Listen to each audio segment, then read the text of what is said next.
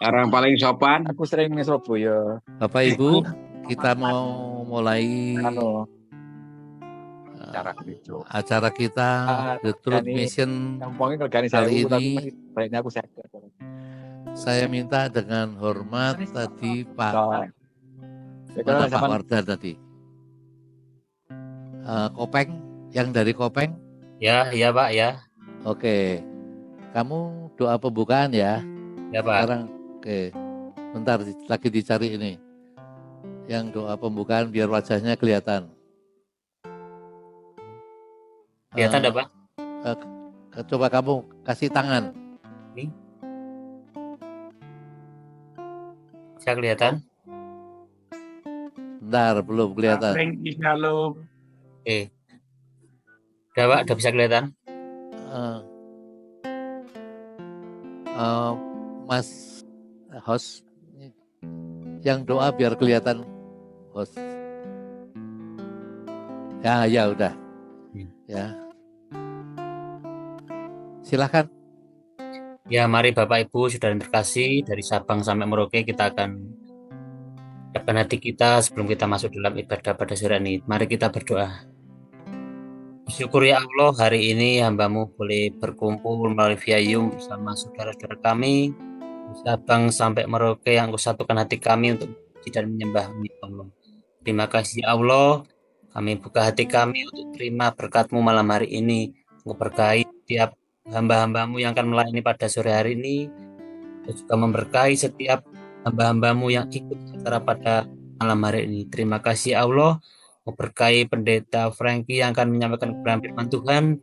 Engkau pakai beliau, biarlah Roh Kudus-Mu saja yang bekerja dalam hidupnya, akan firman yang daripada-Mu.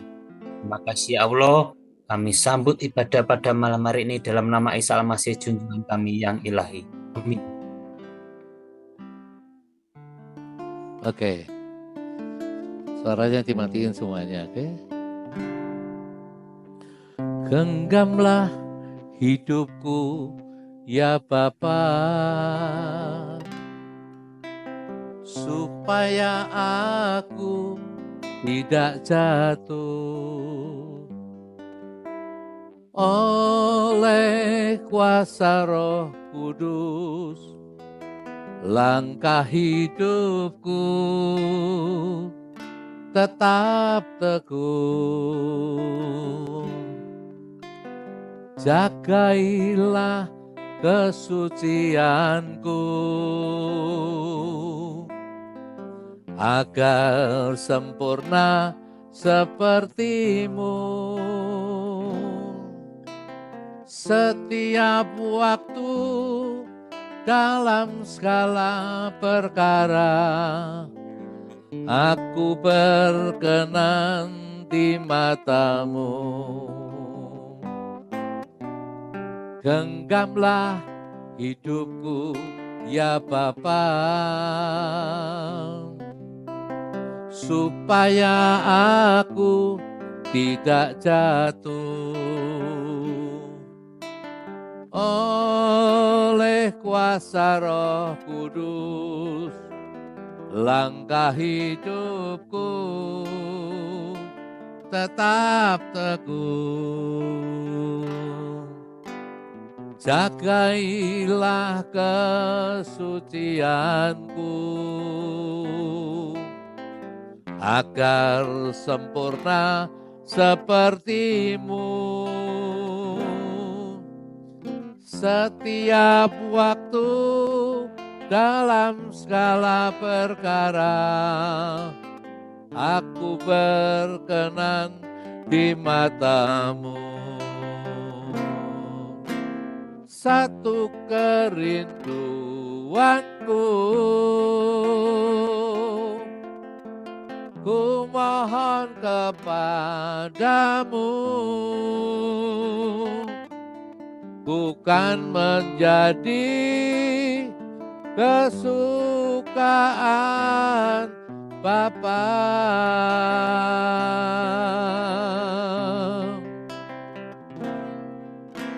selalu menyenangkan-Mu, hingga putih rambutku,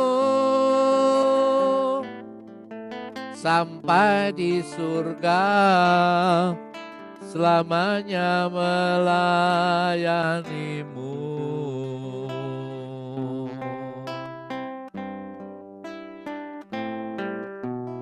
Genggamlah hidupku ya Bapa,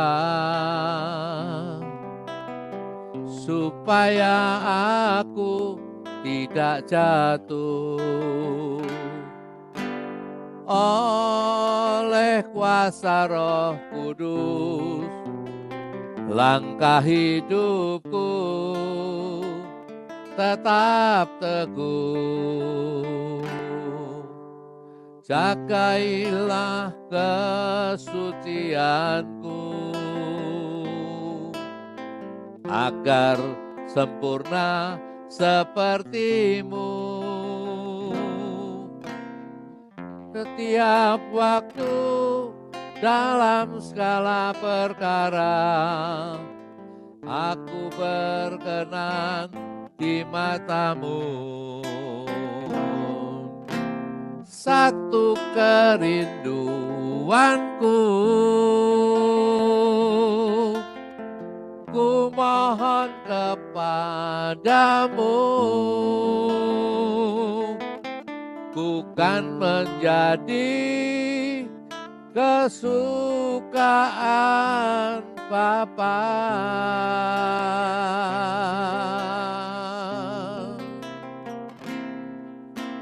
Selalu menyenangkanmu, hingga putih rambutku,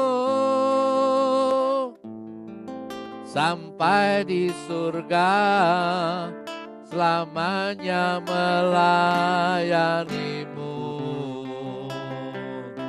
Saya serahkan kepada Pak Breki. Satu kerinduanku, ku mohon kepadamu, ku kan menjadi kesukaan Bapa.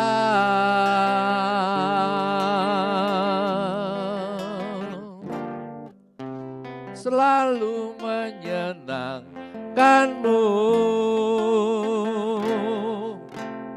hingga putih rambutku, sampai di surga selamanya melayanimu.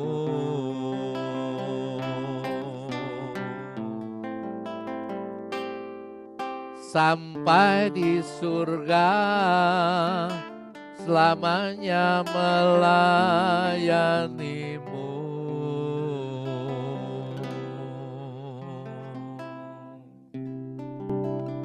Bapa di dalam surga, tolonglah agar pelayanan yang kami lakukan tidak hanya berhenti selama nafas kami telah tiada.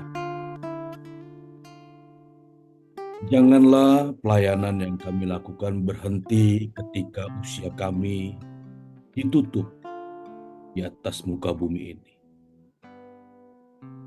Tetapi kiranya Tuhan berkenan agar kami boleh meneruskan kembali pelayanan kami di Yerusalem baru, di surga-Mu ya Bapa.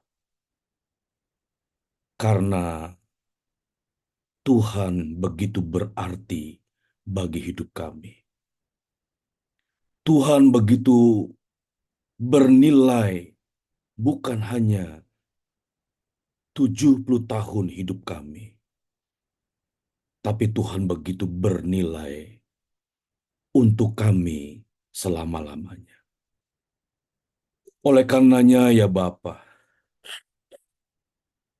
kiranya Tuhan berkenan menyampaikan firman-Mu, menaruh pesan-Mu di dalam mulut, pikiran, hati dan perasaan pelayan dari Tuhan Yesus ini bukan berita dari manusia semata, tetapi benar-benar Tuhanlah yang berbicara kepada kami, para hamba-hambamu yang hadir malam hari ini. Dan kami sambut dengan sukacita firman-Mu. Kami sambut dengan sukacita pesan-Mu. Di dalam nama Tuhan Yesus Kristus, Anak Tunggal Bapa. Haleluya. Amin. Bapak, Ibu, Saudara sekalian, Shalom. Saya senang sekali bisa kembali melihat Bapak Ibu ada di tempat ini. Merupakan sebuah kehormatan jika kita boleh ada di tempat ini, membicarakan tentang firman Tuhan. Nanti saya meminta bantuan kepada Bapak Pendeta Elia Suharyadi, Bapak Pendeta Elia Suharyadi, untuk dapat membacakan beberapa ayat firman Tuhan yang akan disampaikan dalam pertemuan malam hari ini. Bapak, Ibu, rekan-rekan hamba Tuhan, Pak Senggolek habis baca. saya melihat hampir sebagian besar Bapak, Ibu, rekan-rekan hamba Tuhan adalah orang-orang yang senior.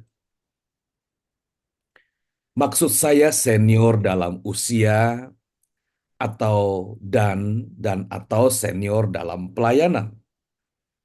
Tentunya jika senior dalam usia, pasti sedikitnya adalah memiliki status sebagai kepala rumah tangga atau sebagai ibu rumah tangga. Bahkan mungkin ada yang sudah punya cucu atau mungkin juga ada yang sudah punya cicit. Bapak, Ibu, rekan-rekan hamba Tuhan sekalian, jika kita memiliki anak usia 2 atau 3 tahun, atau kita mengingat kembali belasan puluhan tahun ketika anak kita berusia 2 sampai 3 tahun. Anak kecil ini yang disebut dengan balita ini kadang memberikan perilaku yang kurang berkenan kepada orang tua. Misalnya anak-anak berteriak meminta mainan, kalau nggak dikasih mereka nangis sejadi-jadinya, kadang-kadang mereka memarahi orang tuanya. Tapi karena kita melihat ini adalah anak balita usia 2-3 tahun, maka biasanya orang tua memaklumi apa yang dilakukan oleh anak balita ini. Malah kadang-kadang suka mengeluarkan kata-kata yang tidak kita duga. Kata-kata yang menurut kita tidak sopan kepada orang tua. Tetapi saya percaya sebagai orang tua yang memiliki balita 2-3 tahun ini sekali lagi memaklumi apa yang dilakukan oleh balita ini. Tetapi ketika usia mulai dewasa, sebut saja sudah mulai 20 tahun, 25 tahun, kalau saja mengeluarkan kata yang tidak sopan kepada orang tua, maka orang tua rasanya tidak dapat memaklumi apa yang dilakukan oleh anak usia 20-25 tahun itu. Saya melihat ada perbedaan yang signifikan antara anak 2-3 tahun dengan anak 20 hingga 25 tahun ketika melakukan kekeliruan. Untuk anak 2-3 tahun, sekali lagi orang tua bisa maklum, bahkan sangat mengerti. Tetapi ketika anak sudah berusia dewasa, perkataan kasar sudah dapat menyebabkan luka hati orang tua. Kalau lagi sedang balita, mungkin perkataan kasar anak-anak tidak melukai, memaklumi. Tetapi kalau sudah berusia 20-25 tahun, berkata kepada orang tua dengan kata-kata kasar, kata-kata yang menjurus kepada kurang ajar, maka orang tua menjadi luka. Jadi sekali lagi pendekatan antara anak usia dini, usia balita dengan orang-orang dewasa ini berbeda. Berbeda. Apa maksud daripada contoh ini? Perhatikan apa yang disampaikan dalam kesempatan ini. Bapak, Ibu, rekan-rekan hamba Tuhan yang saya hormati. Kita menemukan catatan di dalam Alkitab bagaimana Allah merancang skenario sedemikian rupa untuk membawa umat Israel keluar dari tanah perbudakan Mesir menuju tanah perjanjian Kanaan. Kita menemukan bahwa tokoh yang dipakai Allah untuk mewujudkan rencananya adalah Musa dan abangnya atau kakaknya Harun. Kita membaca dalam kitab Perjanjian Lama, kita melihat bahwa setiap masa, setiap waktu, atau generasi, Tuhan pasti memunculkan sosok untuk mengemban rencananya. Bagian awal ini kurang lebih sama dengan yang saya sampaikan pada waktu pertemuan 17 Agustus bulan lalu. Setiap masa ada generasi, ada sosok yang Tuhan munculkan. Itu sudah pasti. Mengapa Tuhan munculkan sosok di setiap generasi? Karena untuk melanjutkan tongkat estafet. Tongkat estafet apa? Tongkat estafet menyelamatkan manusia. Membawa atau memindahkan sebanyak-banyaknya manusia untuk diselamatkan. Jadi Allah pasti mempersiapkan sosok atau tokoh yang dapat dipercaya mengemban tugas penyelamatan ini. Dan Musa mendapatkan kepercayaan Allah untuk melaksanakan tujuan penyelamatan tersebut. Bapak, Ibu, rekan-rekan hamba Tuhan, Musa adalah seorang pemimpin yang dipilih Allah, yang dipercaya Allah untuk mengemban tugas penyelamatan umat Israel keluar dari tanah Mesir ke tanah Kanaan. Mari kita lihat membaca dalam kitab Keluaran 12 ayat 37. Keluaran 12 ayat 37. Mari yang terkasih, Bapak Pendeta Elia Suharyadi akan membaca dari kitab Keluaran 12 ayat 37. Demikian bunyi firman Tuhan. Kemudian berangkatlah orang Israel dari Ramses ke Sukot. Kira-kira 600.000 orang laki-laki berjalan kaki, tidak termasuk anak-anak. 38. Juga banyak orang dari berbagai-bagai bangsa turut dengan mereka. Lagi sangat banyak ternak kambing domba dan lembu sapi. Terima kasih Bapak Pendeta Elia. Bapak Ibu yang dikasihi Tuhan. Jadi Musa dipilih Tuhan sebagai pimpinan untuk membawa umat Israel keluar dari tanah Mesir. Yang disebutkan oleh kitab Keluaran ini bukan semata-mata hanya untuk umat Israel saja. Perhatikan Bapak Ibu, ada sekitar 600.000 laki-laki. Jadi kalau dalam Yahudi, ya budaya Yahudi, biasanya yang dihitung adalah kaum laki-laki. Perempuan dan anak-anak tidak terhitung. Jadi kita coba saja berhitung. Jika laki-laki ini mempunyai istri dan satu keluarga punya anak, kurang lebih ada 600.000 kali 4, kurang lebih 2,4 juta. Itu baru orang atau umat Israel saja. Ini yang sering meleset atau sering terlupakan. Bahwa yang keluar dari tanah Mesir itu bukan saja umat Israel. Keluaran 12 ayat 38 menyebutkan juga banyak orang dari berbagai-bagai bangsa. Perhatikan bagian ini. Allah tidak saja menyelamatkan umat Israel dari tanah perbudakan, tapi Allah menyelamatkan manusia dari perbudakan. Bukan umat Israel saja, tetapi juga banyak orang dari berbagai-bagai bangsa. Jadi Allah adalah Allah yang adil. Ia menolong yang namanya manusia. Allah tidak menolong dengan catatan agamanya apa. Allah akan menolong kalau keyakinannya apa. Tidak. Allah menyelamatkan manusia tanpa sekat agama atau keyakinan, tanpa sekat budaya, tanpa sekat keturunan, suku bangsa, dan lain sebagainya. Jadi Allah menerima, Allah memberikan kepercayaan kepada Musa sebagai pimpinan untuk membawa orang-orang yang tertindas bukan hanya ditujukan kepada umat Israel saja, tetapi kepada banyak bangsa. Inilah keadilan Allah.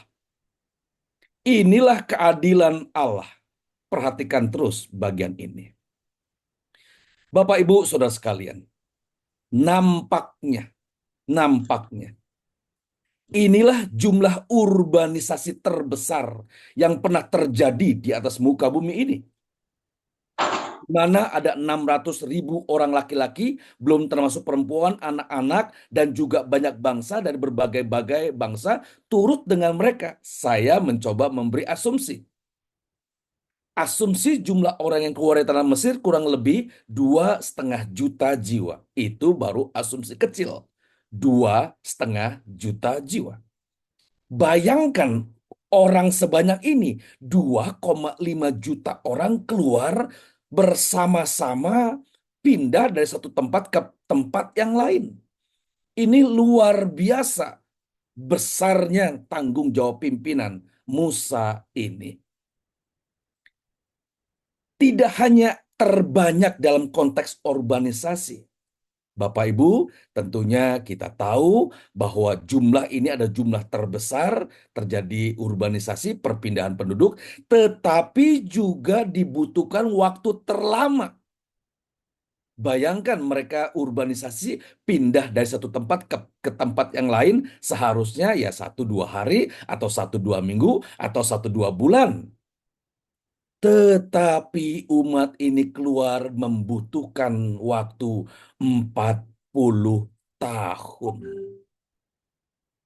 Perhatikan terus bagian ini. Saya tidak dapat membayangkan bagaimana caranya Musa dan Harun membawa umat Allah yang begitu besar jumlahnya keluar dari Mesir. Mereka melewati padang gurun dan sampai tempat tujuan yang membutuhkan waktu hampir perjalanan 1 generasi. Musa harus mengurus kurang lebih 2,5 juta manusia dengan tabiat.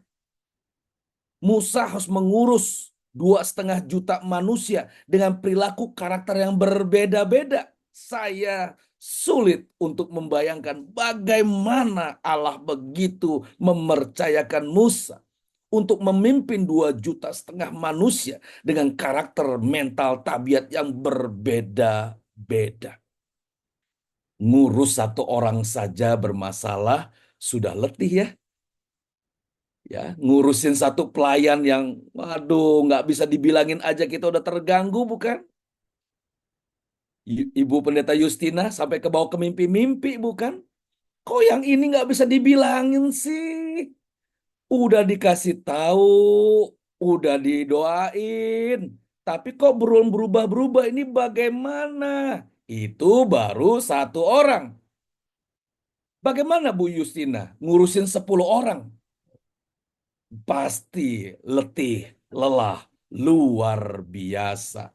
Nah, ini 2,5 juta orang yang pasti juga punya 2,5 juta karakter mental dan perilaku yang berbeda-beda. Luar biasa. Ini tugas yang tidak berat, tetapi sangat berat luar biasa. Bapak Ibu, Musa bisa membayangkan bagaimana ia menghadapi tekanan, cacian, hujatan dari 2,5 juta manusia yang setiap hari ia hadapi. Setiap hari ia hadapi. Ketika membawa umat Israel ini keluar dari tanah Mesir. Mari kita lihat salah satu cuplikan bagaimana kasarnya bangsa ini terhadap Musa, abdi Allah ini. Mari Bapak Pendeta Elia, Keluaran 3 ayat 11. Keluaran 3 ayat 11.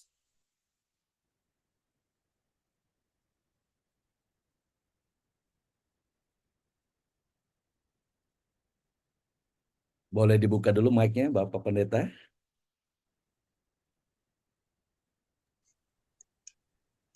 Tetapi Musa berkata kepada Allah, "Siapakah aku ini?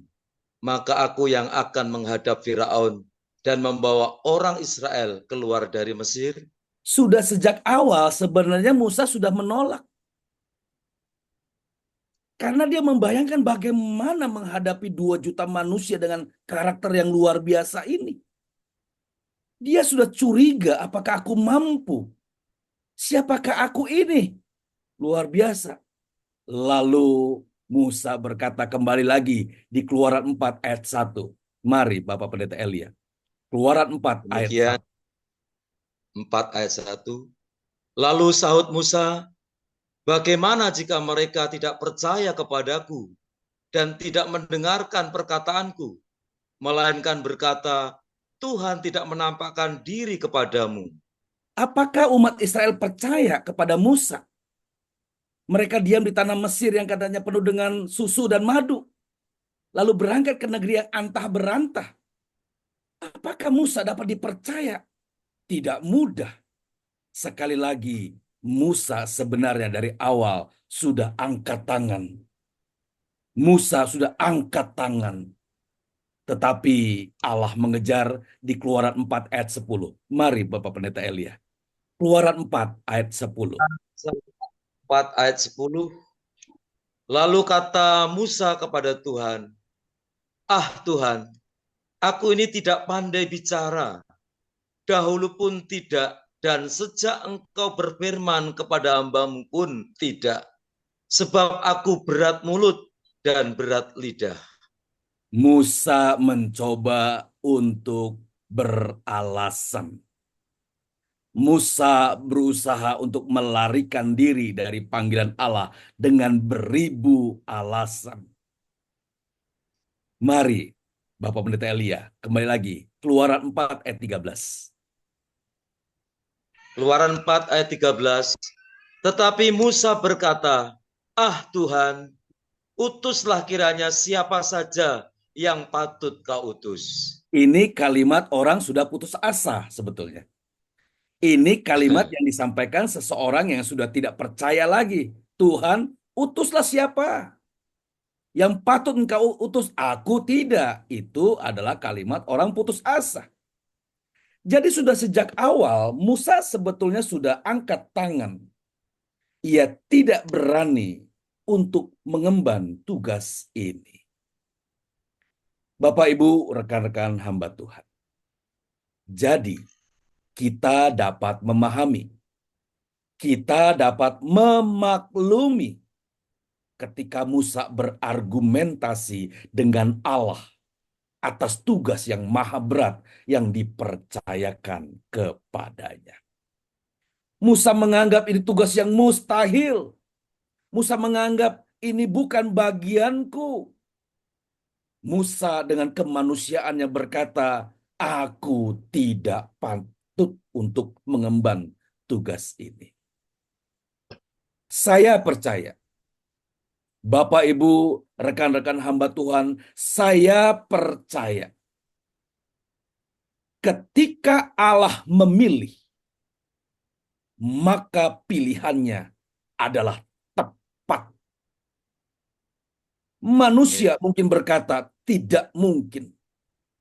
Tapi kalau Allah yang memilih, segalanya pasti mungkin. Firman Allah tetap kekal. Lebih mudah langit dan bumi ini berlalu daripada perkataanku berlalu. Lihatlah hebatnya ketika Allah berkata. Jadi Bapak Ibu, ketika engkau dipercaya Allah untuk mengemban tugas, melayani domba-domba, melayani jemaat-jemaat di pelosok-pelosok negeri dengan segala tekanan, dengan segala kesederhanaan, dengan segala kekurangan, engkau adalah orang kepercayaan Allah. Engkau berharga di mata Tuhan. Engkau hamba-hamba Tuhan yang istimewa di pemandangan Tuhan. Amin. Jangan kecewa dengan keadaanmu hari ini. Jangan kau putus asa dengan keadaan pelayananmu yang tidak maju-maju. Tuhan telah memilihmu untuk menjadi kawan sekerjanya. Betapa engkau berharga di mata Tuhan. Amin. Dengan segala kekurangan, dengan segala penderitaan yang engkau hadapi, engkau adalah duta besarnya Allah. Engkau besar di pemandangan Allah. Saya percaya Allah tidak pernah salah dalam memilih hamba-hambanya untuk melaksanakan tugas mulia di pelosok-pelosok negeri ini. Pilihannya tepat. Namun demikian Bapak Ibu, namun demikian, ketepatan Allah atas pilihan itu perlu dibuktikan. Musa dipandang Allah sebagai orang yang tepat mengemban tanggung jawab ini perlu pembuktian. Ketika seseorang dipilih untuk hadir dalam rapat, ini contoh saja. Ketika seseorang dipilih untuk hadir dalam sebuah rapat, untuk mewakili pimpinannya untuk menyampaikan presentasi, maka kepercayaan pemimpin itu harus dibuktikan oleh orang yang ia percayai, bukan? Demikian dengan Allah. Demikian dengan Allah. Ketika ia memilih dan mempercayakan Musa untuk mengemban tugas yang sangat berat, maka kebenaran Allah atas penunjukan itu, atas pemilihan Musa itu harus diuji. Apakah Musa benar-benar memenuhi kehendak Allah atau tidak melalui proses panjang sampai tanah Kanaan? Jadi, kita tidak bisa mengatakan Musa hebat, Musa berakhir, Musa sukses ketika hanya mengeluarkan umat Israel keluar dari tanah Mesir. Tidak. Tetapi sampai akhir, sampai tanah Kanaan. Dan Alkitab mencatat banyak hal yang berkaitan dengan perilaku bangsa Israel semasa perjalanan di padang gurun menuju Kanaan. Luar biasa, mengesalkan. Bangsa yang mengesalkan. Musa marah tak tertahankan. Sampai-sampai pada tingkat putus asa menghadapi kelakuan bangsa itu. Inilah ujian yang harus dihadapi oleh Musa untuk membuktikan pilihan Allah itu benar atau tidak. Bapak, Ibu, rekan-rekan hamba Tuhan. Kita membaca sejarah perilaku bangsa Israel saja sudah malas. Luar biasa kurang ajarnya. Kurang ajar kepada Musa, juga kurang ajar kepada Allah. Apalagi Musa yang benar-benar mengalaminya. Kita membaca saja sudah kesal. Kok bisa-bisanya bangsa ini tegar tengkuk? Sudah dibuat 10 tulah, keluar dari tanah Mesir dengan tiang awan dan tiang api, diberi makan mana setiap hari. Kok bisa-bisanya berkata, Tuhan, Engkau membawa kami, Musa, Engkau membawa kami ke tanah gurun ini, di padang gurun ini, apakah kurang kuburan di tanah Mesir? Lihat, membacanya saja kita sudah marah. Kok bisa-bisanya bangsa ini melakukan itu terhadap Musa? Apalagi Musa yang benar-benar mengalaminya. Pasti kekesalannya tak tertahankan. Namun, disinilah Allah bekerja. Disinilah Musa menunjukkan pembuktiannya bahwa pilihan Allah itu benar adanya. Apa? Musa memiliki hati yang lembut. Musa memiliki hati yang sangat mengasihi bangsa ini.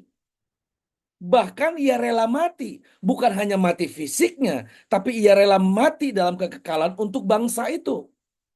Mari Bapak Pendeta Elia, kita baca kembali Keluaran 32 ayat 32. Lihat bagaimana beraninya Musa untuk membela bangsa ini. Begitu lembutnya, begitu beraninya Musa berkorban nyawa demi bangsa ini. Silakan Bapak Pendeta. Boleh dibuka mic-nya?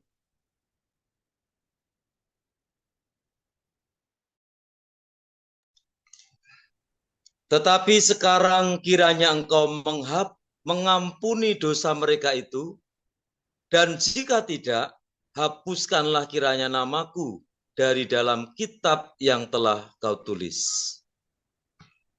Amin. Luar biasa beraninya hamba Tuhan ini.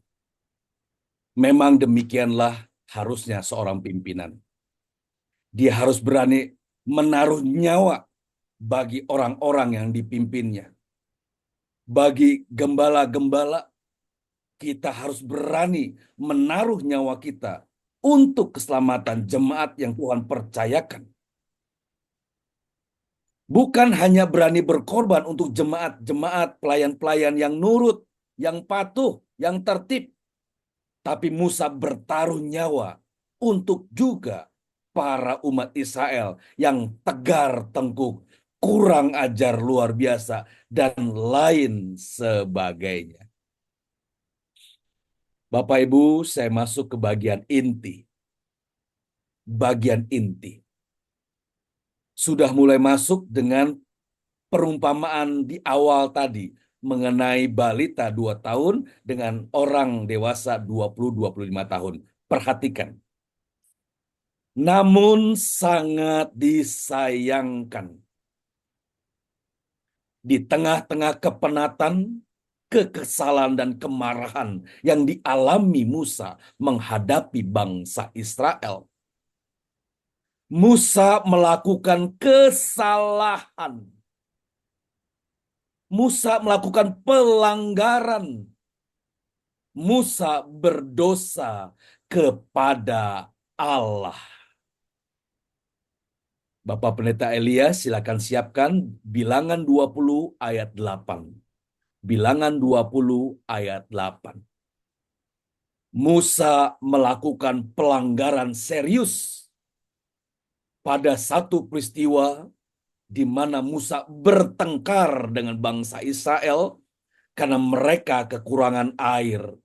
Silakan Bapak Pendeta Elia. Bilangan pasal 20 ayat 8. Ambillah tongkatmu itu dan engkau dan Harun kakakmu harus menyuruh umat itu berkumpul. Katakanlah di depan mata mereka kepada bukit batu itu supaya diberi airnya. Demikianlah engkau mengeluarkan air dari bukit batu itu bagi mereka dan memberi minum umat itu serta ternaknya. Jelas firman Tuhan katakan, jelas Allah berkata, katakanlah di depan mata mereka kepada bukit batu supaya diberinya air. Firman Allah jelas tanpa perlu untuk diklarifikasi. Allah meminta Musa untuk mengatakan di depan mata bangsa itu kepada bukit batu supaya diberikan air. Tetapi apa yang dilakukan Musa? Mari Bapak Pendeta Elia baca ayat yang ke-10. Apa yang dilakukan Musa? Perhatikan di ayat yang ke-10. Ketika Musa dan Harun telah mengumpulkan jemaah itu di depan bukit batu itu, berkatalah ia kepada mereka, dengarkanlah kepadaku, hai orang-orang durhaka, apakah kami harus mengeluarkan air bagimu dari bukit batu ini? 11. Sesudah itu Musa mengangkat tangannya, lalu memukul bukit batu itu dengan tongkatnya 2 kali. Maka keluarlah banyak air, sehingga umat itu dan ternak mereka dapat minum. Inilah kefatalan Musa. Inilah pelanggaran Musa kepada Allah. Siapa yang suruh Musa marah kepada bangsa itu? Ketika Musa dan Harun telah mengumpulkan jemaat itu di depan bukit batu itu, berkatalah kepada mereka, dengarlah kepadaku, hai orang-orang durhaka. Musa marah. Allah tidak meminta Musa memarahi bangsa itu. Allah meminta agar bangsa itu berkumpul, dan di depan mata mereka Allah meminta Musa mengatakan kepada bukit batu itu untuk mengeluarkan air. Tetapi Musa melakukan hal yang tidak Allah lakukan. Yang tidak Allah sampaikan. Siapa yang suruh Musa untuk marah? Allah meminta agar Musa mengatakan di depan bangsa Israel kepada bukit batu untuk mengeluarkan air. Tetapi Musa bertindak berlebihan. Musa melakukan tidak tepat seperti yang diperintahkan. Bukit batu keluar air, luar biasa hebatnya. Tetapi sayang, Musa marah dengan menyampaikan kalimat hujatan seraya memukul bukit batu. Bukan 1 kali, tetapi 2 kali. Bapak Ibu yang kekasih di dalam Tuhan. Siapa yang tahu bahwa Musa melakukan pelanggaran atas perintah Allah? Siapa yang tahu? Umat itu tidak tahu. Yang tahu itu Musa dan Harun. Saya juga yakin tidak ada umat itu yang tahu bahwa Musa melakukan kesalahan kepada Allah. Setidaknya ada 3 orang yang tahu kesalahan Musa. Yang pertama adalah Musa sendiri, Harun, dan Allah. Jadi tidak ada umat yang tahu Musa melakukan kesalahan. Tetapi lihatlah, kesalahan Musa mendatangkan reaksi Allah. Sekalipun tidak ada orang yang tahu, tetapi Allah bermain di area yang tersembunyi. Allah bermain di area yang ditutup-tutupi. Di dalam hati, di dalam pikiran yang melanggar, Tuhan pasti kejar. Apalagi untuk level Musa, abdinya Allah ini. Ketika pelanggaran dilakukan, maka Allah akan mengejar Musa. Jadi, ketika kita melakukan kesalahan, dosa, dan pelanggaran, sebenarnya kita tidak sedang berurusan dengan manusia. Kita sedang berurusan dengan Allah. Bapak Ibu, mungkin kita memaklumi. Ini bangsa yang kurang ajar luar biasa, Pak. Kita membacanya saja sudah tidak tahan. Apalagi Musa yang mengalami. Ini bangsa yang benar-benar tegar tengkuk, Pak. Ini bangsa yang benar-benar kurang ajar. Kalau Musa marah, ya maklum saja. Ya betul, untuk manusia maklum saja. Tetapi kalau Tuhan bilang, jangan marah. Kalau kita marah, kita telah melanggar kekudusan Allah. Kita lebih mengikuti perasaan, pikiran kita sendiri daripada perasaan Allah. Lihatlah. Tetapi kalau bukan Musa, mungkin orang lain, mungkin Tuhan memaklumi. Ya, dia marah karena orang lain begitu kurang ajar sih, ya nggak apa-apa. Tetapi ini Musa, ini hambanya, ini orang pilihannya. Jadi ketika ada pelanggaran sedikit pun, itu mendatangkan reaksi Allah. Bapak, Ibu, Saudara sekalian, kita tentunya dapat memaklumi apa yang dilakukan oleh Musa menghadapi bangsa yang tegar tengkuk dan kurang ajar ini. Namun demikian, Allah tidak dapat memaklumi respon atas Musa ini. Menaati Tuhan dalam keadaan baik-baik saja, itu biasa, itu mudah, bahkan sangat mudah. Mengikuti, menaati firman Tuhan dalam keadaan baik-baik saja, itu gampang. Namun, menaati Tuhan ketika menghadapi tekanan, menghadapi hal yang tidak menentu, tidak mudah. Taat ketika berada dalam posisi terjepit, sulit. Menaati firman Tuhan dalam keadaan terjepit, tidak mudah. Inilah nilai hakiki dari ketaatan itu. Ketaatan harus diuji ketika keadaan tidak mendukung. Ketaatan kepada firman Tuhan harus diuji ketika keadaan kita terjepit. Apakah kita tetap mempercayai Allah yang hidup atau kita bimbang. Kita menjadi dua hati.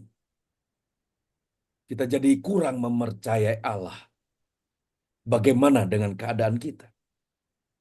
Apakah kita taat kepada Tuhan dalam segala keadaan? Musa tidak menghormati Allah. Akhirnya Allah bereaksi seraya berkata kepada Musa di dalam Bilangan 20 ayat yang ke-12. Bilangan 20 ayat 12, Musa didapati Allah berlaku kurang ajar. Musa didapati Allah tidak menghormati Allah. Akhirnya Allah bereaksi. Silakan Bapak Pendeta Elia. Tetapi Tuhan berfirman kepada Musa dan Harun, "Karena kamu tidak percaya kepadaku dan tidak menghormati kekudusanku di depan mata orang Israel, itulah sebabnya kamu tidak akan membawa jemaah ini masuk ke negeri yang akan kuberikan kepada mereka." Mungkin di dalam hati kita berkata, Tuhan rasanya tidak adil. Tuhan rasanya berat untuk menerima reaksi atau respon Tuhan ini. Mungkin kita berkata kesalahan Musa tidak sebanding dengan tindakan Allah. Mungkin kita berkata, Tuhan kok berat amat. Rasanya tidak adil, Musa tidak dapat membawa jamaah ini masuk ke tanah Kanaan hanya karena perilaku yang kita anggap kecil itu. Saudaraku di dalam Tuhan, tanpa kekudusan, tidak seorang pun dapat melihat Allah.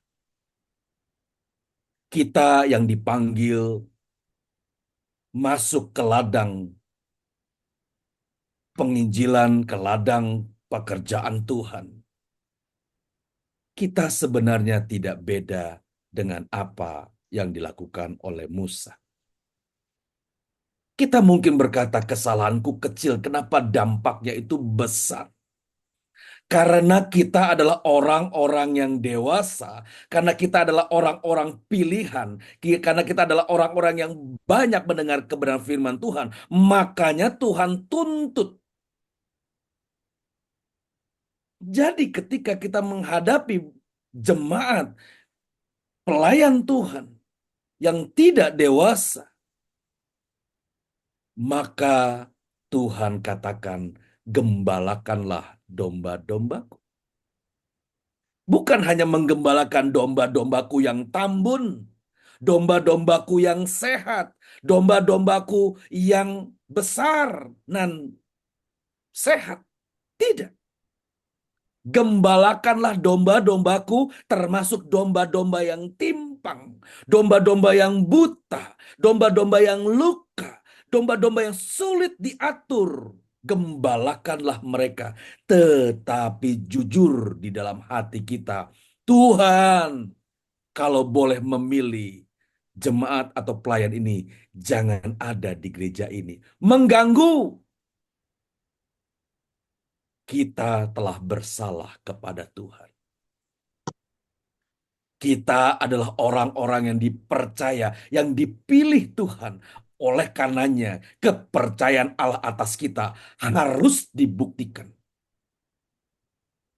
Jemaat-jemaat yang mungkin mengganggu pelayan-pelayan Tuhan, yang mungkin mengganggu pelayanan itu, tidak kebetulan dihadirkan Tuhan dalam sejarah pelayanan kita. Amin. Tidak mungkin Tuhan tidak tahu bahwa orang-orang itu hadir dalam pelayananmu. Yang perlu kita tahu adalah apakah kita tetap dengan panggilan kita untuk menggembalakan domba-domba, termasuk domba-domba yang cacat, domba-domba yang rusak, domba-domba yang sakit. Mungkin kita berkata, Tuhan, rasanya terlalu berlebihan. Tetapi harga kekudusan tidak dapat dikurangi. Tidak ada setengah kudus. Tidak ada 90% kudus. Kalau satu ada kejahatan dalam hati dan pikiran kita, maka kita dikategorikan najis. Lihat bagaimana standar Allah untuk orang-orang pilihannya tinggi. Lihat bagaimana standar Allah yang ditetapkan kepada kita, hamba-hamba yang setia, hamba-hamba yang terpanggil menjadi kawan sekerjanya, tinggi. Allah tidak pernah menurunkan standar kekudusan ini kepadamu, kepadaku. Atas kesalahan itu, Allah tidak mempercayakan Musa membawa jemaah itu masuk ke tanah Kanaan. Bapak Ibu, Allah tidak berlebihan, tetapi Allah tegas atas ketidakbenaran. Jadi kalau hambanya tidak melakukan ketidakbenaran, maka Allah akan tegas kepada hambanya itu. Mengapa? Mengapa? Karena tanpa kekudusan kesucian, tidak seorang pun dapat melihat Allah. Allah tidak berlebihan, tetapi Allah tegas atas setiap ketidakbenaran. Ketidakbenaran bukan 50%, kesalahan bukan 20%, tetapi 0,1 tidak taat pun sudah dapat dikategorikan ketidakbenaran, kekurang ajaran, dan tidak menghormati Allah. Luar biasa beratnya, bukan? Luar biasa beratnya orang-orang panggilan Allah ini. Hidupnya tidak boleh cacat, hidupnya tidak boleh bercela, dalam setiap perkataan tidak ada dusta di dalam pikiran dan hatinya, tidak ada dusta di dalam mulutnya, tidak ada sumpah serapah di hatinya, tidak boleh melakukan kejahatan kenajisan sedikit pun. Karena engkau adalah pilihan Allah, orang-orang kepercayaannya. Perhatikan saudaraku di dalam Ibrani 12 ayat 14. Ulang berulang izinkan saya menyampaikan bagian ayat ini. Ibrani 12 ayat 14.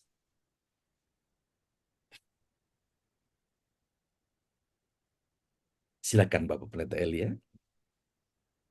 Demikian Ibrani 12 ayat 14. Berusahalah hidup damai dengan semua orang dan kejarlah kekudusan, sebab tanpa kekudusan tidak seorang pun akan melihat Tuhan. Lihat standarnya. tidak berubah.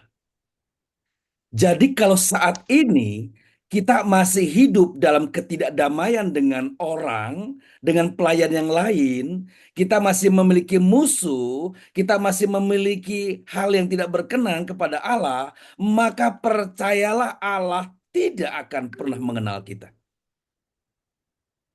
Apapun argumentasinya, apapun kondisinya, kalau kita belum hidup damai dengan semua orang, perhatikan, dengan semua orang, apakah itu jemaatmu, apakah itu pelayanmu, apakah itu rekan pelayananmu, apakah itu gereja di seberang gerejamu, ataukah gereja di seberang gereja yang lain.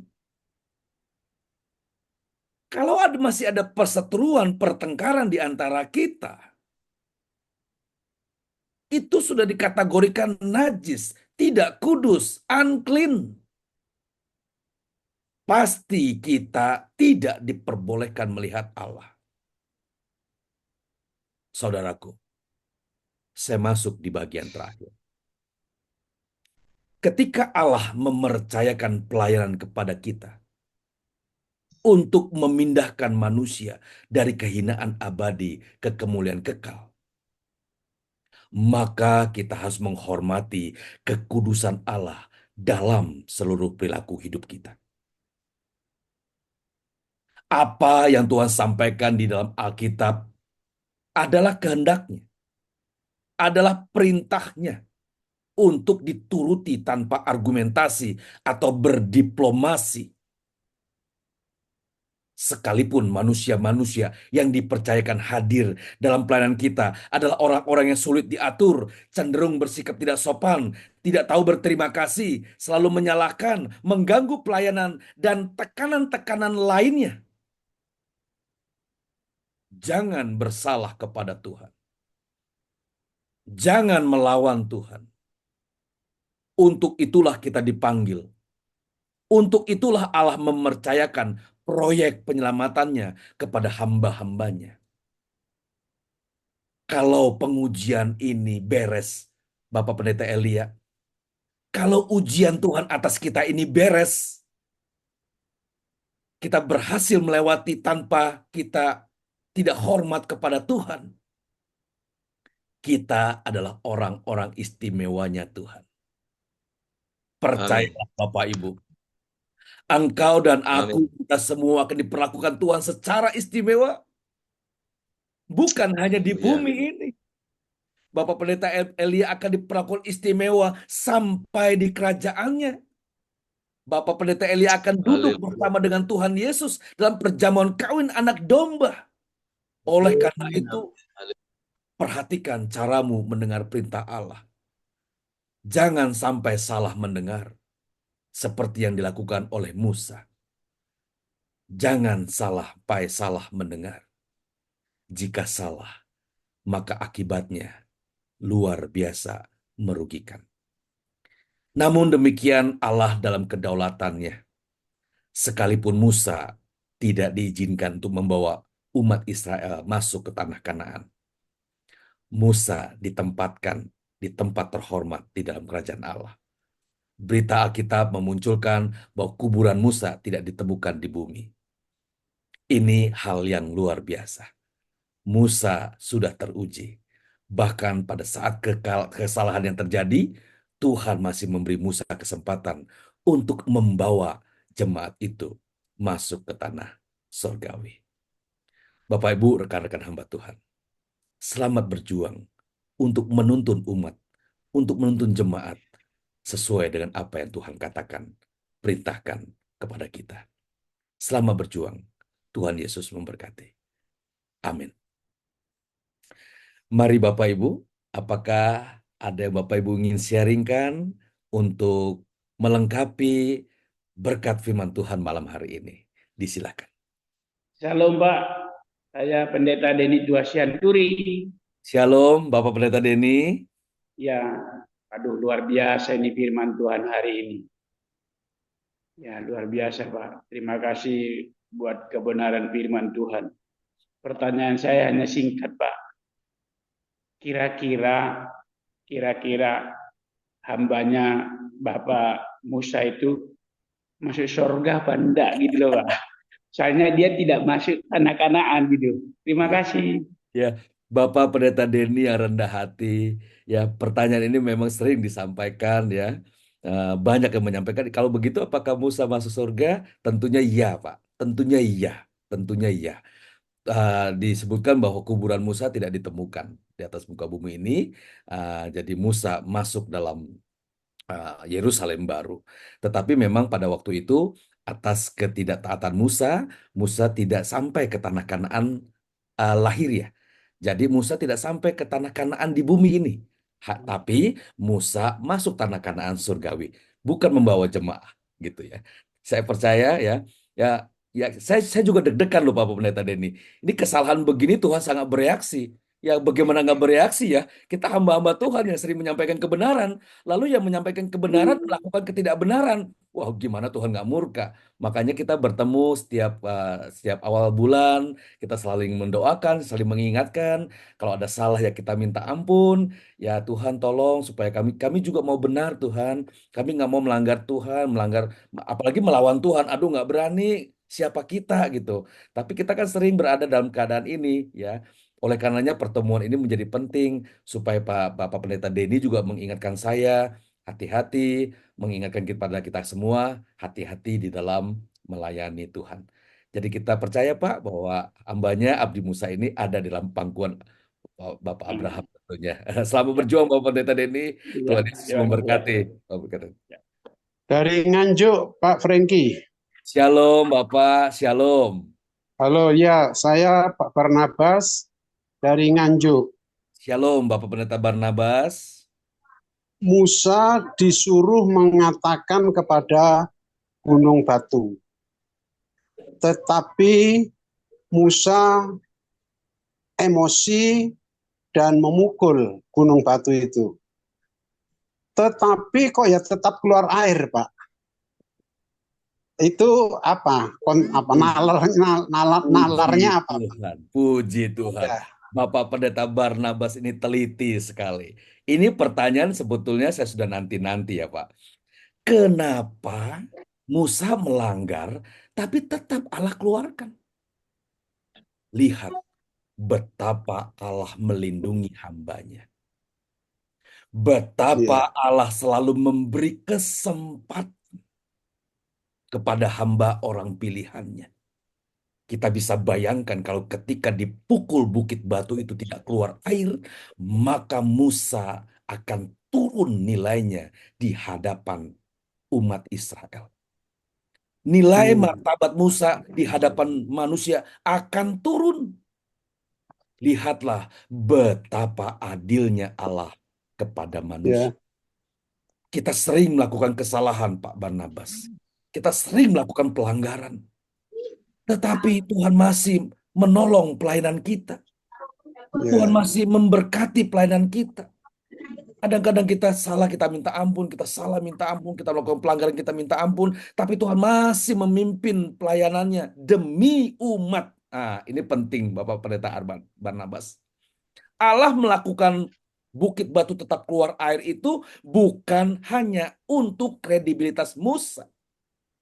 Tapi Allah melakukan itu agar umatnya tetap lestari, umatnya tetap terawat, domba-dombanya tetap terjaga. Tidak sedikit hamba Tuhan yang melakukan kesalahan fatal. Apakah itu persoalan keuangan? Apakah itu persoalan relasi? Persoalan keluarga dan lain sebagainya. Tapi Allah tetap memelihara jemaat yang ada. Jemaat ini adalah jemaatnya Tuhan. Jadi ketika hamba Tuhannya gagal, maka jemaat ini tidak boleh gagal. Musa memang salah. Tetapi Allah tetap menjaga pelayanan Musa dengan mengeluarkan air. Demikian dengan pelayanan kita. Kita juga sadar, kita akui di depan Tuhan, dan berusaha untuk tidak mengulangi kesalahan kita, melanggar perintah Tuhan. Tapi saya percaya demi untuk proyek penyelamatan, pelayanan tetap harus berjalan. Disinilah keadilannya Tuhan, Bapak Pendeta Barnabas. Terima kasih untuk pertanyaan yang hebat ini. Terima kasih. Berarti Saya karena perhatian Tuhan kepada umat yang banyak yang sedang haus itu ya Pak ya. Betul, Bapak. Bukan caranya, tetapi karena kasihnya Tuhan melihat orang yang haus. Haleluya, haleluya, Bapak Pendeta Barnabas. Benar demikian. Baik. saya Pak Terima kasih. Puji Tuhan. Shalom Ya, Pak Pak. Pendeta. Shalom. Elia. Pak Freddy dari Wates Kediri. Ya, Shalom, Pak Freddy. Shalom. Pak, dari pemaparan Bapak tadi tentang itu yang apa? Batu itu dipukul oleh Musa, apakah bisa kita juga mendefinisikan bahwa itu karena Tuhan tetap membela firman-Nya, makanya air itu tetap keluar. Saya terus terang Pak, sejak Bapak saya datang Surabaya berdoa itu, saya suka pemaparan Bapak dan betul-betul setiap kata-kata yang Bapak keluarkan itu luar biasa. Iya, luar biasa. Memang saya lihat luar biasa kalau dari Pak Erastus itu hasilnya memang bagus-bagus. Memang teman saya di Makassar juga sempat cerita ada keluaran dari Erastus, luar biasa, bagus, sangat memberkati. Saya juga sementara belajar Pak di STTI ini lagi sementara ini, ya banyak hal. Terima kasih banyak Pak Franky. Yang saya hormati Bapak Pendeta Freddy yang rendah hati. Ya, Pak. Saya berdoa dan berharap Bapak dapat dipakai sebagai alat Tuhan yang hebat dengan kerendah hatian yang Bapak miliki. Atas pertanyaan Bapak Freddy, kita tentunya memiliki banyak pandangan. Disuruh menunjuk batu, tetapi Musa memarahi bangsa itu dan memukul, airnya tetap keluar. Apakah itu tanda bahwa Allah tidak konsisten? Tidak konsisten terhadap firman-Nya. Bapak Ibu sekalian, disinilah kemurahan Allah kita.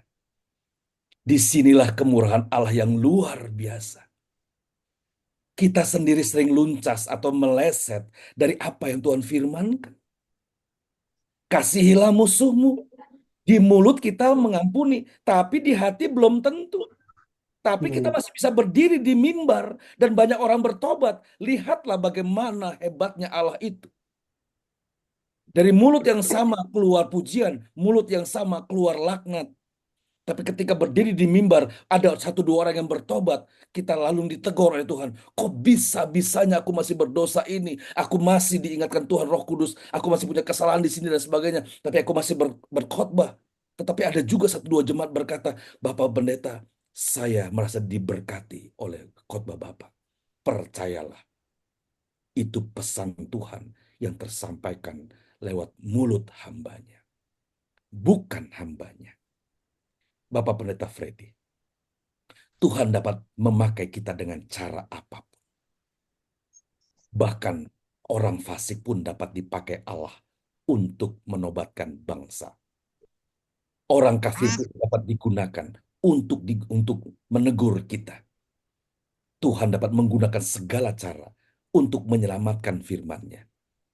Lebih mudah langit dan bumi ini berlalu daripada satu perkataanku. Bapak Pendeta Denny atau Bapak Pendeta Freddy yang saya hormati, percayalah, Tuhan dalam kebesarannya tentunya dapat mengukur keberadaan kita. Allah turut bekerja dalam segala hal untuk mendatangkan kebaikan bagi orang yang mengasihinya. Inilah kuncinya. Kita memang sering buat salah, Bapak Pendeta Freddy. Kita memang kadang berbuat kurang ajar sama Tuhan. Tapi kalau kita mengasihi Tuhan, kalau kita memiliki hati yang mengasihi Tuhan, pasti ketika kita berbuat salah, kita susah. Kalau kita berbuat dosa, rasanya kita dikejar oleh kebenaran. Allah yang mengejar. Karena Allah tidak ingin kehilangan Bapak Pendeta Freddy. Allah tidak ingin kehilangan satupun dari kita.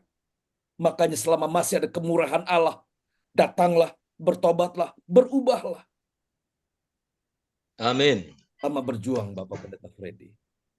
Amin Pak. Pastor, terima kasih banyak Pak. Saya sangat diberkati. Pak Franky, Baik Bapak. saya mau apa ini luar biasa firman Tuhan hari ini malam ini Pak.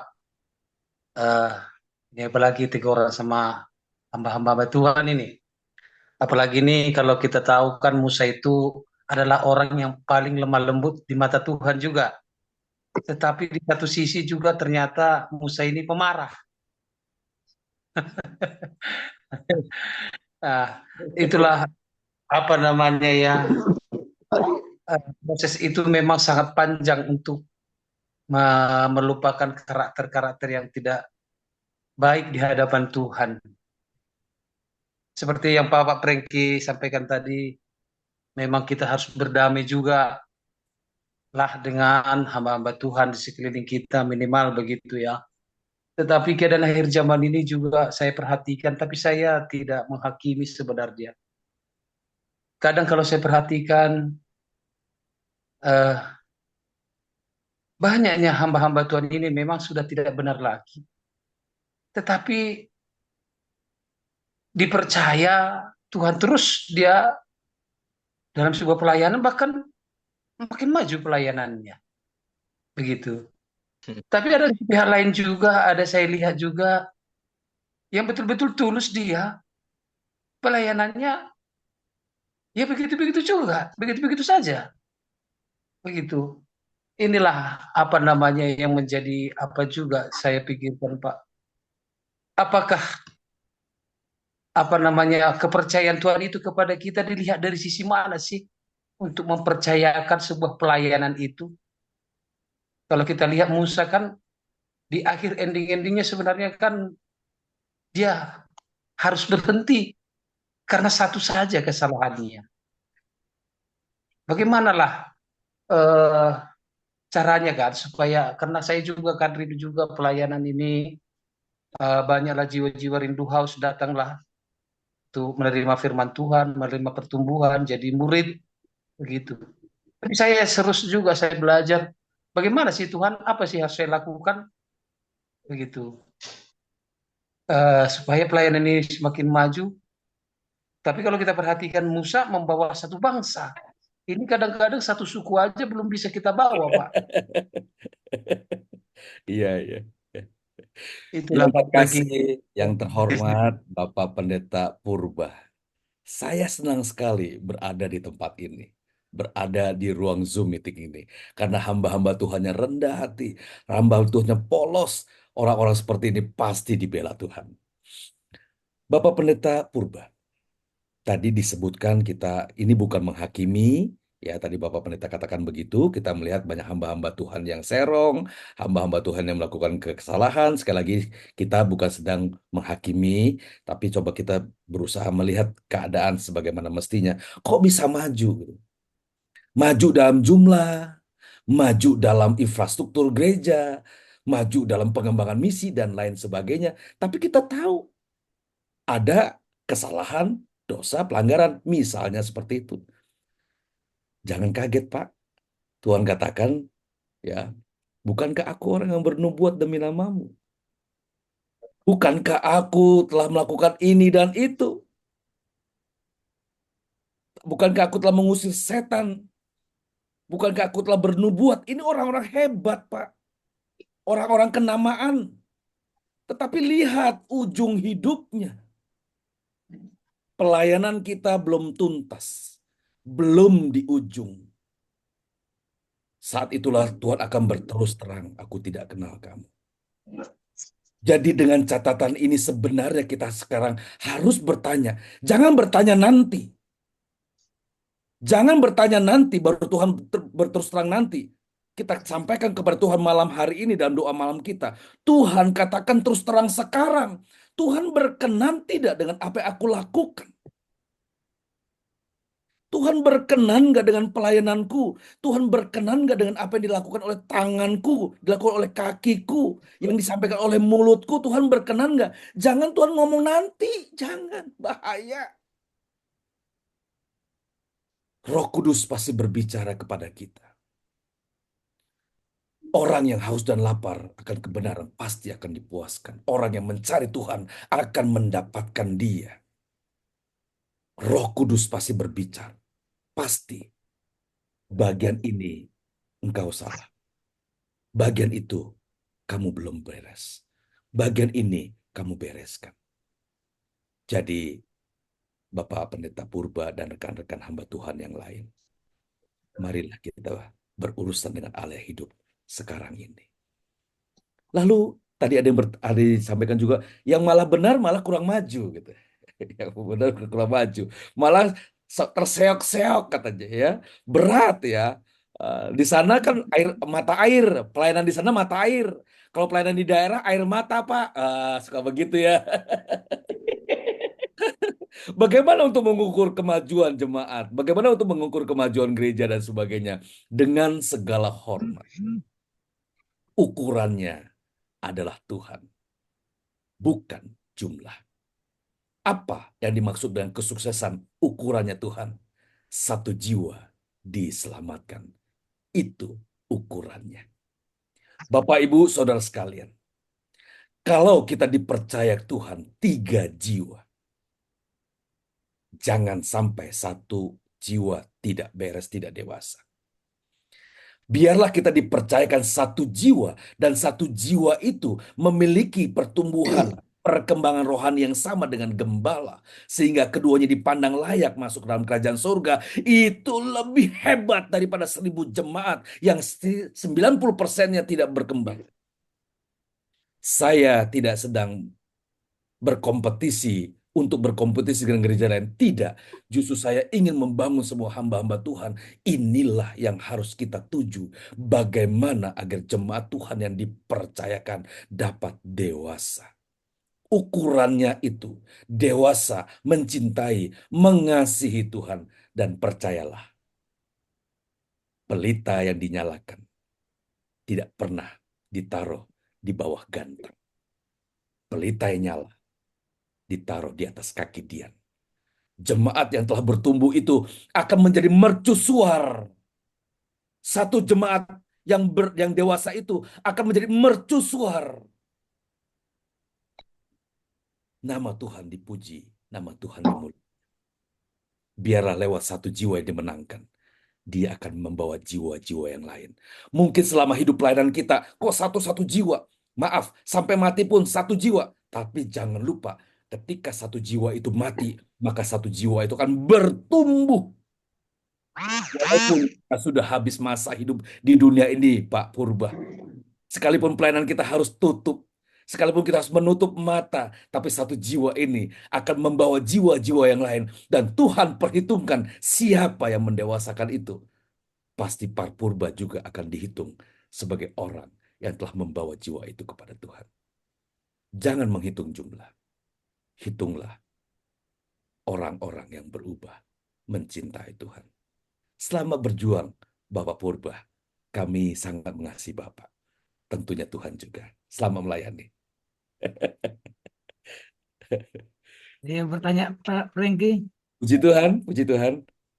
Saya mau bertanya Pak Franky. Puji Tuhan Bapak Pendeta. Shalom Pak Franky. Shalom, shalom Bapak. Shalom. Saya mau bertanya nih Pak Franky. Shalom, shalom, shalom Bapak. Iya. Yang saya bertanya seperti ini Pak Franky. Baik Bapak. Apa keistimewaan Musa di hadapan Tuhan? Yang kedua, kalau kita melihat kesalahan Musa, sehingga Musa tidak dapat membawa bangsa Israel itu ke tanah Kanaan. Apa keistimewaan Musa di hadapan Tuhan, Pak? Karena kalau kita lihat kesalahan Musa sangat fatal, Pak. Tidak dapat membawa bangsa Israel itu ke tanah Kanaan. Seperti itu, Pak. Baik, Bapak Pendeta Robel, Bapak adalah seorang pembelajar nampaknya.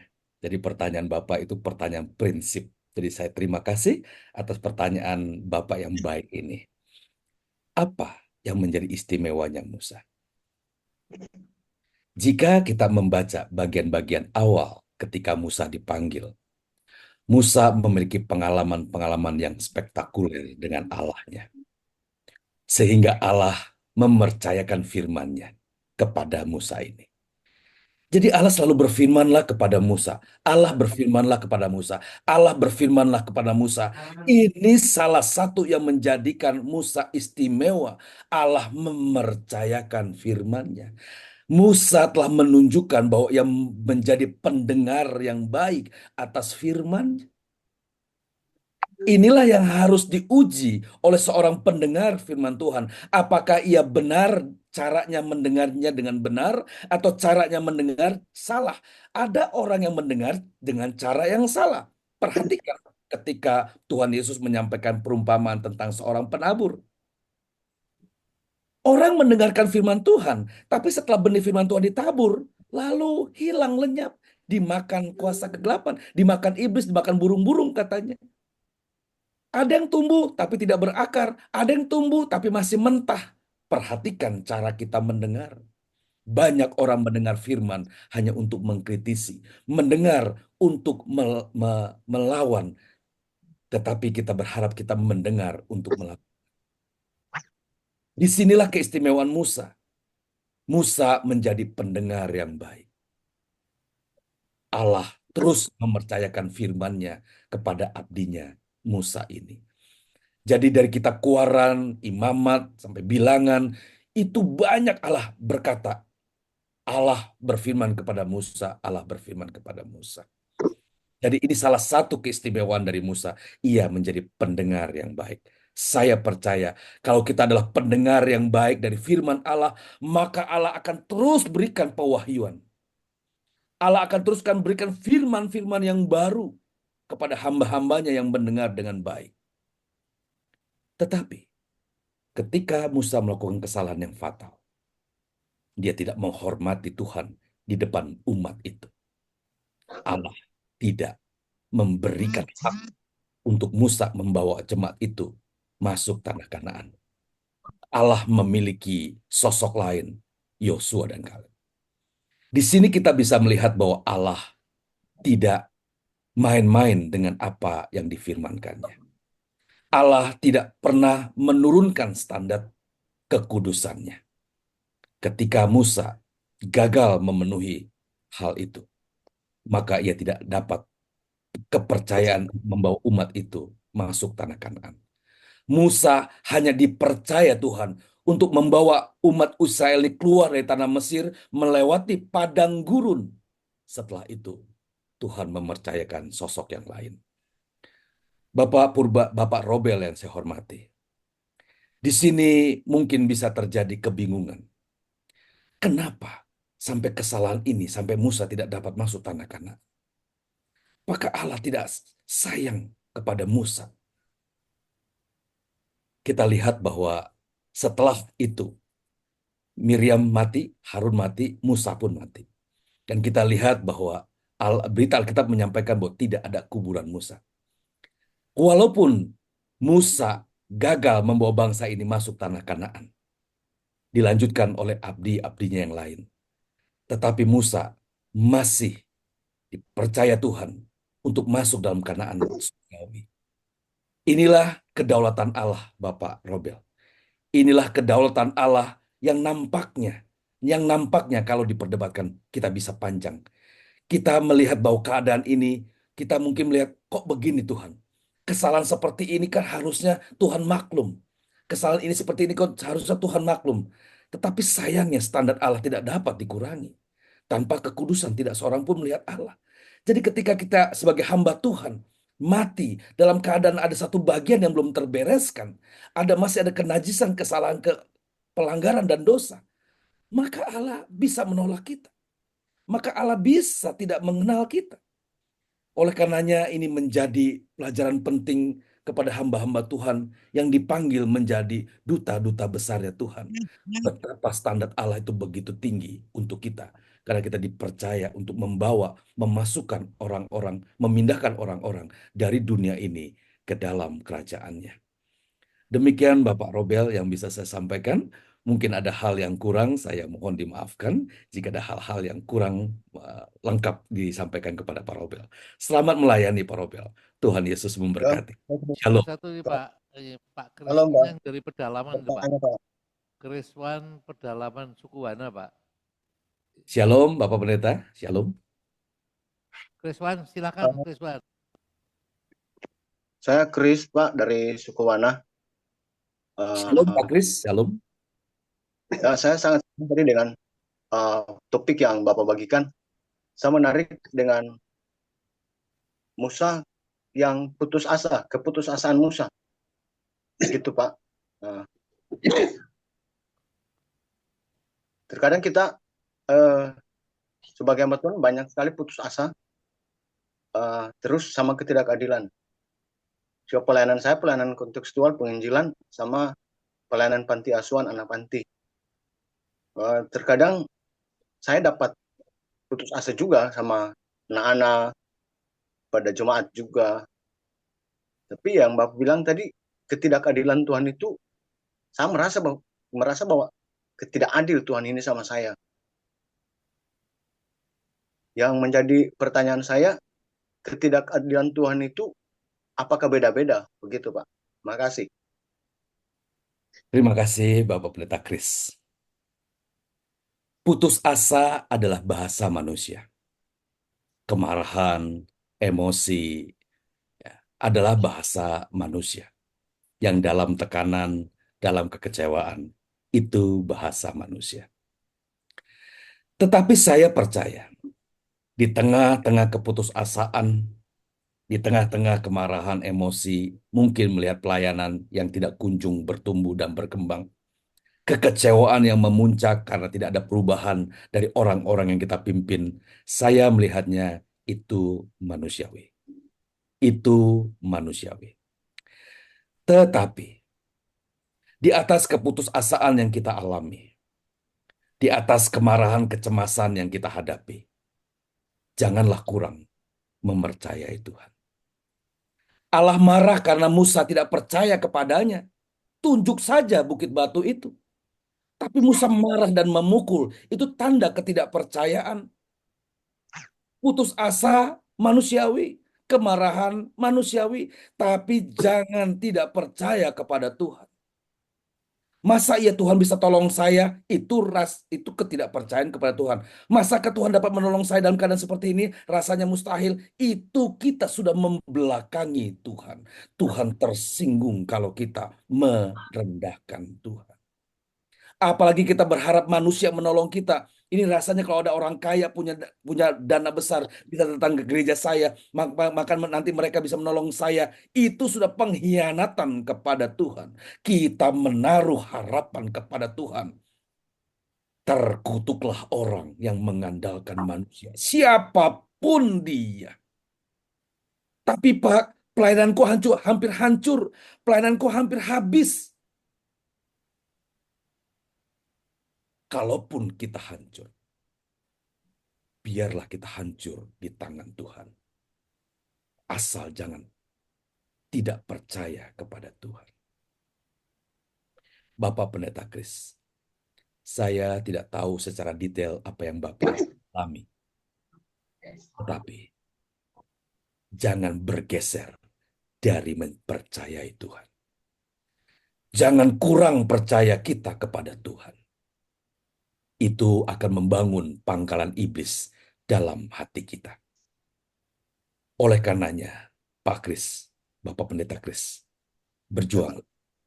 Tetaplah untuk mempercayai Tuhan di tengah keputusasaanmu. Tetaplah untuk tetap mempercayai Tuhan bahwa Dia adalah Allah yang hidup, Allah yang besar, Allah yang sanggup dan tahu bagaimana keadaan kita. Amin. Selamat berjuang, Bapak Pendeta. Tuhan memberkati. Ya, Pak. Tuhan berkati, Pak Kris. Pak Kris, Tuhan memberkati. Ada dua itu Pak. Itu Bapak Pendeta. Satu lagi, Pak. Jody. Silakan, Bapak Pendeta Jody. Bubar Salina. Mau tanya enggak itu Bubar Salina? Shalom, Horas, Yahobu, bujur, manjua-jua, atur haleluya, haleluya, haleluya. Lambat masuk tadi karena ada tamu baru pulang dari Pulau Sip tadi, ya. Terima kasih, walaupun saya setengah jalan masuk, tapi sejujurnya saya sangat diberkati, walaupun satu bukan menyesal, tapi itulah mungkin belum waktunya Tuhan, walaupun saya nggak bisa ikut ke Surabaya, ya itulah dulu waktunya Tuhan dengan waktunya manusia beda. Tapi yang saya mau simpulkan, bukan menggurui, tapi saya mau menyimpulkan renungan yang sangat memberkati malam hari ini adalah bahwa kasih karunia itu tetap berlaku bagi setiap manusia, tetapi konsekuensi daripada pelanggaran tetap berjalan. Tetapi ketika kita diperhadapkan kepada konsekuensi pelanggaran itu, Tuhan yang maha baik itu akan memampukan. Itulah yang saya terima semacam rema dari Tuhan ketika saya melihat apa dengan penyembalan saya. Karena dibilang kurang doa, tidak mungkin sebagai seorang gembala. Bahkan sampai kita buat nama gereja kita ini rumah doa ya. Kalau mungkin dari karakter saya minta Tuhan, apalagi kekurangan saya Tuhan. Ya memang banyak masih kekurangan saya. Saya adalah orang yang sadar ya. Saya adalah seorang pendeta yang sadar. Saya banyak mengenal kelemahan saya, istri saya dan anak-anak saya. Itulah yang saya boleh simpulkan, Bapak Ibu saudaraku, khususnya buat Poskam yang luar biasa, Bapak Prengki. Terima kasih buat pencerahannya, selalu ada kata-kata baru. Saya ingatkan sekali lagi, saya pesankan bahwa kasih karunia tetap ada bagi kita semua, tapi konsekuensi dari setiap pelanggaran kita akan tetap kita alami. Hanya kita minta Tuhan bagaimana supaya kita tidak jatuh ke dalam lubang yang sama. Terima kasih buat juga saudaraku Pendeta Purba, hampir-hampir sama pelayanan kita. Saya dapat merasakan apa yang Bapak rasakan. Terima kasih buat Prengki. Horas, salam, semangat.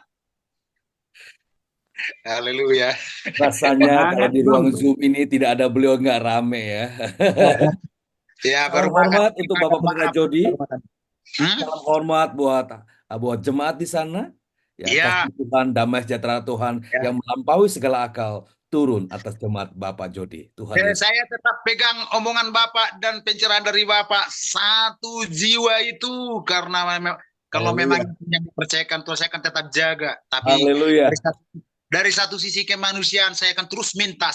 Karena firman Tuhan berkata dalam Mazmur pasal yang kedua ayat 8, mintalah maka bangsa-bangsa akan diberikan kepadamu. Nggak salah dong kalau saya itu sama Tuhan. Haleluya. Puji Tuhan.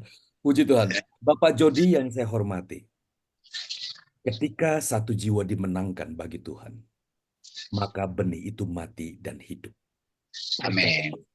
Dia akan menghasilkan benih-benih yang lain. Amin, amin. Benih sesawi adalah benih yang paling kecil. Tetapi benih sesawi itu jatuh dan mati, maka dia akan berakar. Maka daunnya dapat menjadi tempat burung-burung berpijak. Percayalah, benih yang mati itu akan hidup dan menghidupkan benih-benih yang lainnya. Selamat berjuang Bapak Pendeta Jody. Tuhan Yesus memberkati. Amin. Amin. Silakan. Seru ya Pak Petrus ya, seru ya. Seru ya. Saya Pak. Siapa? Saya Pak. Hebat memang. Saya Pak. Tahu itu. Pak Misianto Pak. Ya Pak Mis. Ya. Iya, terima kasih Pak Fengri. Saya pada saat mendengar yang Pak sampaikan tadi, rasanya bergetar di hati. Merasa takut begitu Pak ya, merasa takut begitu ya. Yang saya pelayanan di perjalanan pelayanan ini, dan saya adalah seorang misi Pak, jadi kerjaan adalah menginjili orang gitu. Dan setelah diinjili dan mereka percaya, dan namanya penginjil kan nggak harus tetap di situ Pak. Akhirnya ditinggal, ada yang melayani begitu. Dan banyak yang meninggalkan Tuhan lagi begitu. Saya merasa apakah itu berdosa buat saya Pak? Merasa bersalah, nggak tanggung jawab seperti itu. Rasanya saya takut gitu Pak ya. Ada beberapa jemaahnya sudah seperti itu Pak. Seperti itu sudah percaya Yesus, dari teman yang lain akhirnya menjadi murtad begitu ya. Apa aku salah gitu Pak? Saya merasa takut gitu. Bergetar dia. Bapak Pendeta Misianto. Pak Petrus benarkan ini hamba-hamba Tuhan walaupun hebat-hebat, senior-senior, tapi rendah hati. Ini hamba-hamba Tuhan memang pilihan Tuhan. Luar biasa. Bapak Pendeta Misianto, kita sudah melakukan yang terbaik. kita sudah melayani dengan baik. Tetapi jika jiwa-jiwa yang sudah dimenangkan bagi Tuhan kembali lagi ke lumpur, kembali lagi ke manusia lamanya, Musa berkata kepada Tuhan, Tuhan, hapuskanlah namaku dalam kitab kehidupan yang pernah engkau tulis, kalau engkau tidak mengampuni mereka. Apa yang dilakukan oleh Tuhan? Tuhan katakan, aku tidak akan pernah menghapuskan namamu Musa, tetapi aku menghapuskan nama orang-orang yang telah meninggalkan aku. Haleluya. Engkau bebas Musa karena engkau telah melakukan bagianmu. Bapak Pendeta Misianto, kita prihatin ketika kita melihat ladang penginjilan kita kembali lagi kepada manusia lamanya. Kita berdoa agar Tuhan berkemurahan kepada orang-orang demikian. Kiranya perjalanan panjang pelayanan yang telah Bapak Misianto katakan itu bukan gagal, tapi digagalkan oleh orang-orang tersebut, oleh oknum-oknum tersebut. Tentunya Allah Bapa memperhitungkan apa yang telah Bapak Pendeta Misianto lakukan. Jangan cemas, jangan khawatir. Tuhan adalah yang paling tahu apa yang telah kita lakukan. Amin. Selamat melayani tanpa cemas hamba Tuhan yang baik. Selamat melayani menjadi kebanggaan Tuhan selama-lamanya. Terima kasih, Pak. Amin. Amin. Amin. Terima kasih. Ada lagi? Haleluya. Haleluya. Ada lagi yang mau bertanya? Puji Tuhan, puji Tuhan. Iya. Pak Petrus, saya serahkan kepada Pak Petrus jika tidak ada. Kelihatannya sudah habis nih, Pak. Amin, Ya. amin. Mungkin Saya nanti kita teruskan nanti Surabaya berdoa kedua ya Pak ya. Ya. Saya Pak Petrus mau tanya terakhir. Ya terakhir. Siapa nih? Eko Cepu ya. Oh Eko. Halo Ya. Pak Petrus, Mas saya Eko. Abraham Edi. Ya. Ya. Sudah ketemu bapaknya kan? Iya. Jadi saya merasakan Saya bahwa Abraham Edi Sumanto. Yang lain Musa mohon itu mic-nya dimatiin dulu ya Pak Jody, Pak Abraham, Edi. Musa adalah seorang yang istimewa di hadapan Tuhan.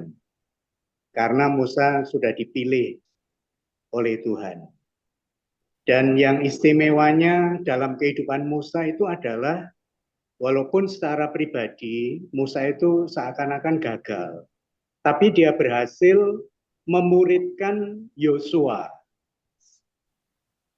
Nah, jadi Yosua itu sebagai generasi penerusnya Musa. Dan saya percaya bahwa pembentukan karakter dari Yosua itu juga karena dia melihat kesetiaan dari Musa. Amin, amin. Gitu, Pak. Amin. Jadi memang itu Musa istimewa menurut saya. Dan ini menjadi satu PR buat kita para pemimpin, orang-orang yang merasa dipilih oleh Tuhan untuk melayani.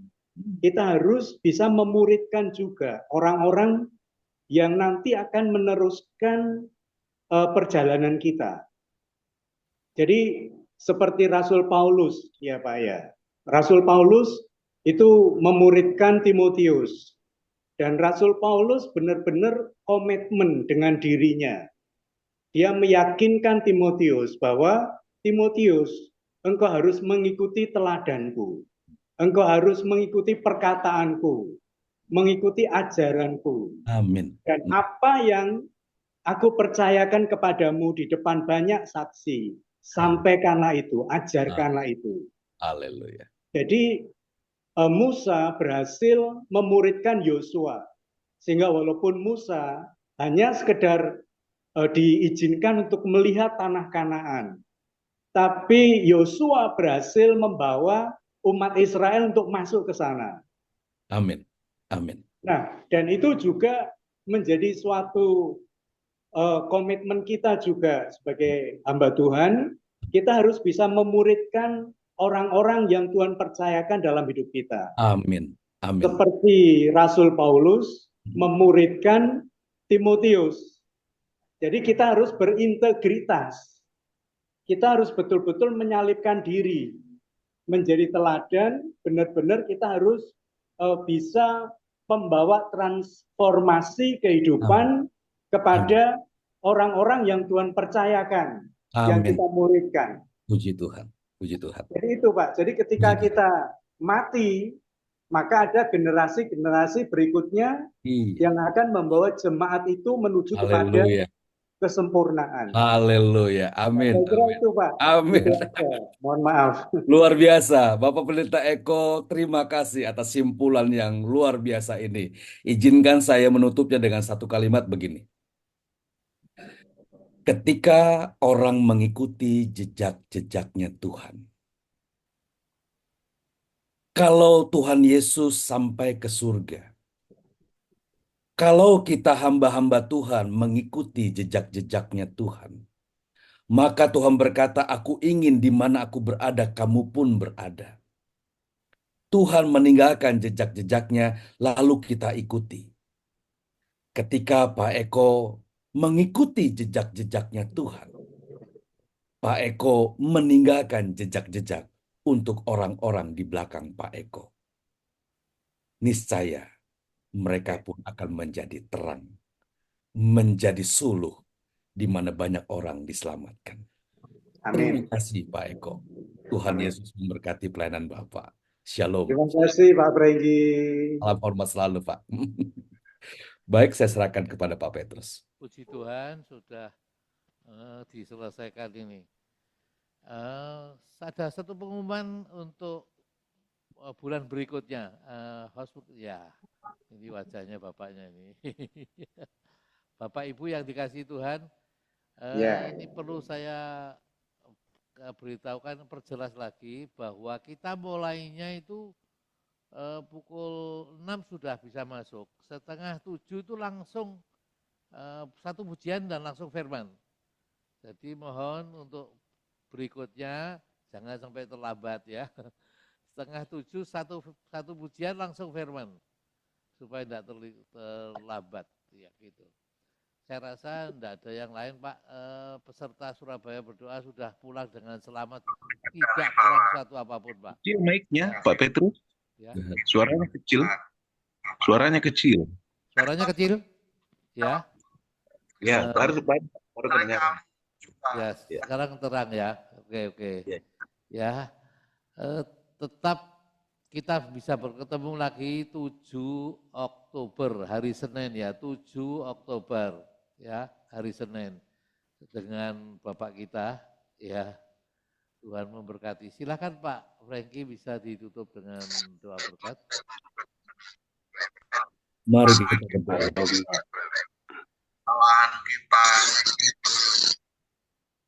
Bapa di dalam surga, berkatilah hamba-hambamu ini. Hamba-hamba yang setia, hamba-hamba yang rendah hati. Kami sungguh membutuhkan Tuhan dalam gerak pelayanan kami. Kami tidak punya apa-apa, kami bukan siapa-siapa. Kami adalah hamba-hamba Tuhan yang tidak berguna. Kami hanya melakukan apa yang Tuhan ingin kami kerjakan. Kiranya Roh Kudus menyertai pelayanan kami. Kiranya Roh Kudus terus memperlengkapi pelayanan kami untuk menjangkau jiwa-jiwa, untuk menyelamatkan jiwa-jiwa bagi hormat, kemuliaan nama Tuhan. Berikan kekuatan, berikan kemampuan, biarlah damai sejahtera Allah yang maha tinggi, yang melampaui segala akal, turun atas hamba-hambamu ini sekarang sampai selama-lamanya. Amin. Nama Tuhan Yesus kami naikkan doa ini. Haleluya. Amin. Amin. Salam hormat Terima Bapak Ibu. kasih Bapak Franky, Tuhan berkati, Bapak selamat berjuang. Selamat berjuang. Tuhan berkati. buat semua hamba Tuhan, rekan-rekan Allah. Selamat malam semua. Ya, 7 Selamat Oktober malam. jangan lupa. Terima kasih Pak Franky. Tuhan berkati Pak Eko. Terus. Terima kasih semuanya. Salam Pak. Shalom. Selamat malam. Selamat malam. Sama-sama Tuhan berkati. Shalom. Ya, terima kasih. Sampai ketemu lagi. Terima kasih Ya, atas Tuhan berkati. firman-Nya. Pak Eko. Shalom. Mari Pak Pak, salam Pak Denny. Semuanya. Selamat malam. Pak Yakub Lumajang. Salam Pak. Ya, shalom. Bulan depan. Thank you. Shalom. Terima kasih semua. Shalom Bu Foni, Tuhan berkati Bu Foni. Terima kasih. Tuhan berkati. Sampai ketemu. Sampai ketemu. Tuhan berkati, shalom. Pak Jody, Tuhan berkati Pak Jody. Terima kasih Pak Franky, sehat selalu panjang umur Pak. Sama-sama Pak Jody, sama-sama. Tuhan berkati. Salam dari Ya, Merauke. sama-sama, Pak. Oh, sempat malam, Bu. Ya, Bu Jin, terima kasih. Salam hormat dari Merauke. Salam hormat. Terima kasih. Oke, terima sukacita surga, terima sukacita surga. Haleluya. Puji Tuhan. Terima kasih. Bapak Allah. Oke. Iya. Pak Jody rame ya Pak Jody ya. Oke dah. Terima kasih. Terima kasih banyak Pak. Tuhan berkati. Tuhan berkati, Terima Tuhan kasih berkati Pak Fedi. firman-Nya Pak Franky. Shalom. Shalom. Oke, host silakan Sama Puji. Terima kasih. Selamat malam. Shalom Pak Pendeta. Terus Shalom. Parno, Pak Freddy.